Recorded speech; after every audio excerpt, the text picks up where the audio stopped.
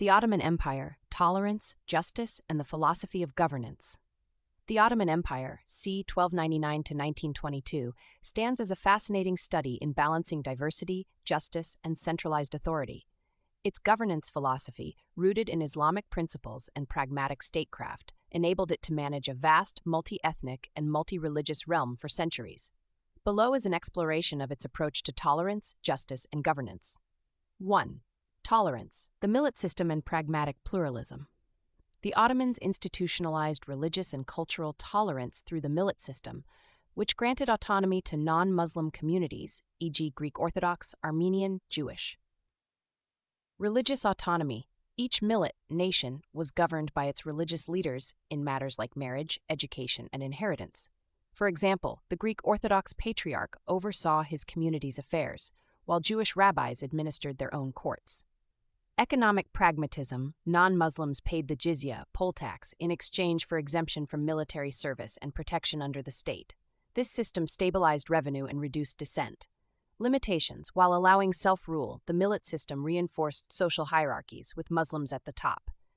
Conversion to Islam offered tax relief and upward mobility, subtly incentivizing assimilation. Examples of coexistence. Sephardic Jews expelled from Spain, 1492. Thrived in Ottoman cities like Salonika and Istanbul. Suleiman the Magnificent, r. 1520 to 1566, patronized interfaith dialogue even as he expanded Islamic institutions.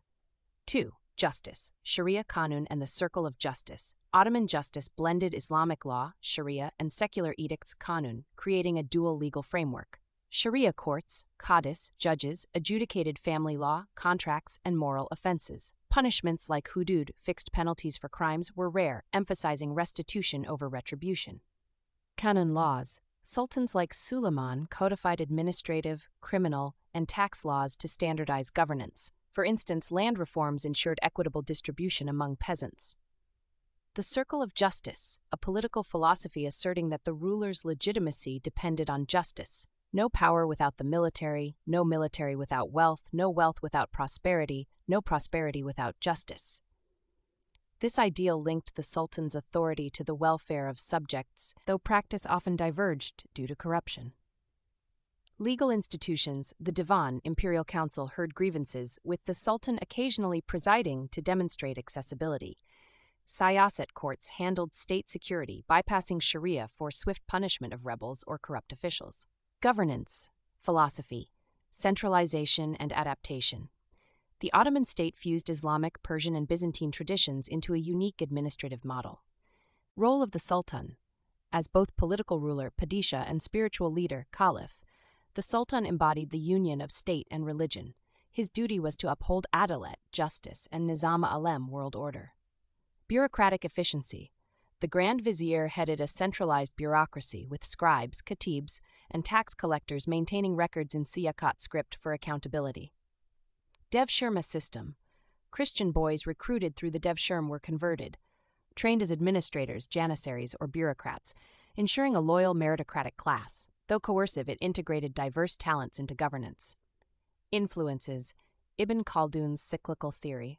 Ottomans recognized the rise and fall of states, striving to counter decline through reforms. Tanzimat, 1839 to 1876. Byzantine and Persian models. Inherited administrative structures, e.g., land grants, tax farming, were adapted to Islamic norms. 4. Contradictions and decline. Tolerance versus coercion. While the Millet System allowed coexistence, non-Muslims faced social and fiscal disparities. The Armenian Genocide, 1915 to 1917, starkly contrasts earlier pluralism. Centralization challenges. As the empire expanded, corruption and inefficiency grew. Provincial governors, beys, often exploited peasants, undermining the circle of justice. Reform efforts. The 19th century Tanzimat reforms secularized laws and aimed for equality, but lagged behind European modernity, hastening decline. 5. Legacy and modern lessons. The Ottomans demonstrated that a diverse empire could thrive through pragmatic tolerance and hybrid legal systems. Their emphasis on justice as a pillar of legitimacy remains relevant, as does their cautionary tale of bureaucratic stagnation. Modern states can learn from balancing unity and diversity, the Millet System's grant of cultural autonomy while maintaining central authority. Adaptive governance. blending religious ethics with secular laws to address changing realities. In the words of Ottoman statesman Lutfi Pasha, "The world is a garden, its walls are the state's guardian is the law's support is the military's sustenance is the treasury's source is the people's bond is justice." The Ottoman Empire's legacy is a testament to the complexities of ruling a multicultural world, a challenge as pertinent today as it was 6 centuries ago.